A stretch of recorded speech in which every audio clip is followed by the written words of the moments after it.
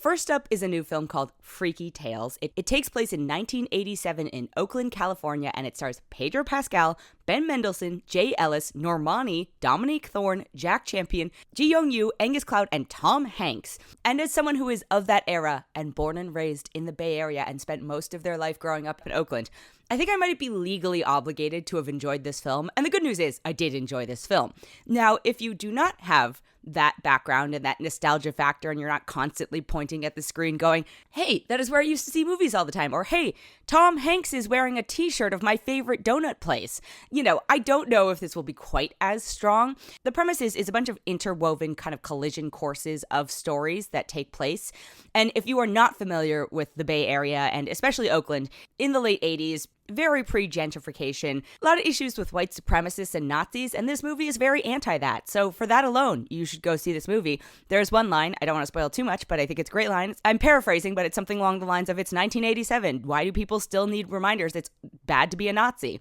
And while this movie is timelier than it probably intended to be, I think premise-wise, I enjoy it. I think there are some conceits in it that don't translate as well to the film, or it feels like storylines might have gotten cut and they wanted to get a little more existential with things. However, it's still a cohesive, watchable film, but I think there are parts that you'll just go, what is happening again? But then something more logical happens and you'll move along. The performances are good. There are so many Bay Area cameos in this. I, again, spent half the time just pointing at the screen. So if you are from the Bay Area, and particularly my fellow Oakland folks, I think you will very much enjoy this film for that alone. If you are not from the Bay Area but have a general sense of culture, I think you will also appreciate it. If you are a fan of this type of story that kind of has vignettes almost and then comes together and interweaves, this is definitely a good example of that. I should note it's from directors and writers Ryan Fleck and Anna Boden, who did Captain Marvel, and they also did Half Nelson, which is a great film. And I was looking them up, and I was like, one of them has to be from the Bay Area. And I looked up Anna Boden first, and she is not. And I was like, what? And then I looked, and Ryan Fleck is. And I was like, okay, this explains so much more of this, because this is not a film that could be made by someone who is not familiar firsthand with this. He's from Berkeley, I think, and spent a lot of time in Oakland. So I think the authenticity and the love for that time also shines through and helps buoy this. That combined with the performances, I think it's one of those films that I'm like, oh yeah, this is worth a watch. I clearly probably enjoyed it on a maybe larger scale than someone who doesn't have ties to the area and won't appreciate as many of the references, but I still think it is a enjoyable film, and it is not like things that we have seen of late. So I'm going to give it a 3.8 out of 5.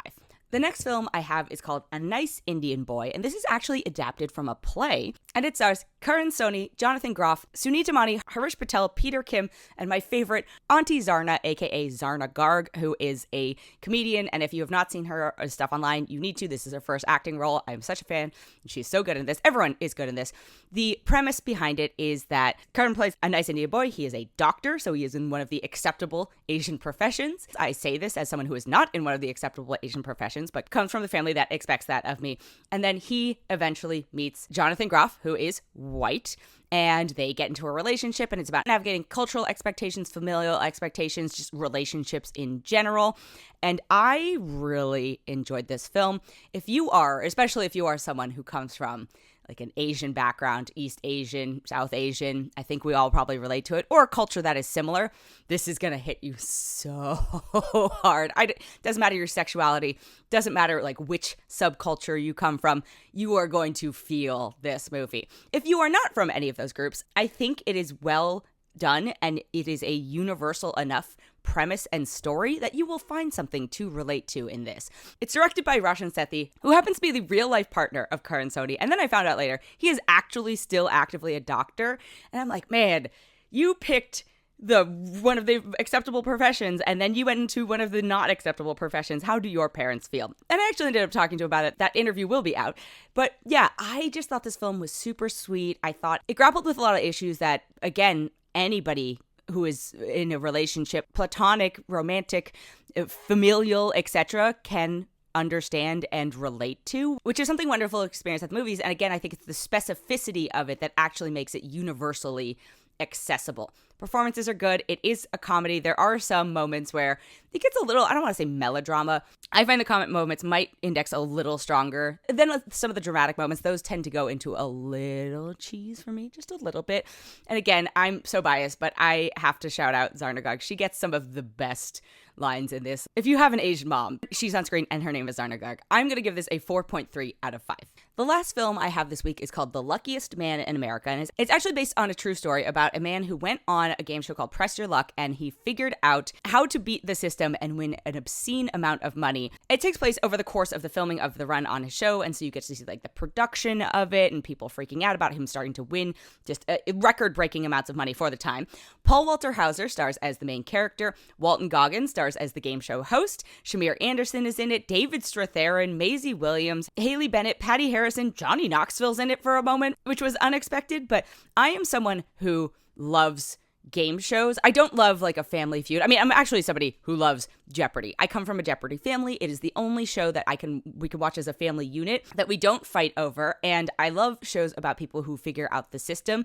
You know, I don't think there's ever been a Jeopardy cheating scandal, but there have been certainly a few movies and TV shows over the years that have gone into these people who have figured out the system. And it's a question of like, did this man break the rules, or did the show not do a good enough job of setting up safeguards against people who are, I don't know if you could call it card counting even in the scenario, but either way, I enjoy that part of it. The character of the main character is named Michael Larson, played by Paul Walter Hauser. And it is interesting because Paul Walter Hauser is one of those actors who plays these kind of offbeat characters, and yet you kind of sometimes find yourselves rooting for them. And I think he's one of those people who can pull it off.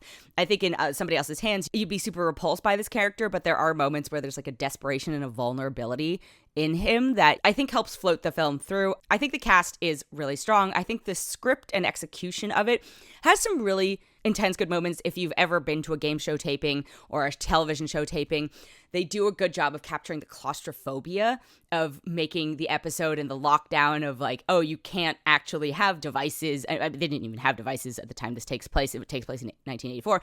But, you know, you can't call the outside because standards and practices, and there can't be cheating. I know Who Wants to Be a Millionaire had scandals about, you know, cheating and somebody coughing a certain number of times in the audience and stuff like that. So I enjoy stories like this. I know they might not be for everyone. This one is also a little bit lower stakes. I think it's trying to rely on the idea of like the morality of, well, is he cheating or is he not? Which, again, that's up to you as the audience, but I still enjoyed the film. It breezes along. It's an hour and a half, if that. If it sounds appealing to you, it's worth a watch. I'm going to give it a 3.6 out of 5.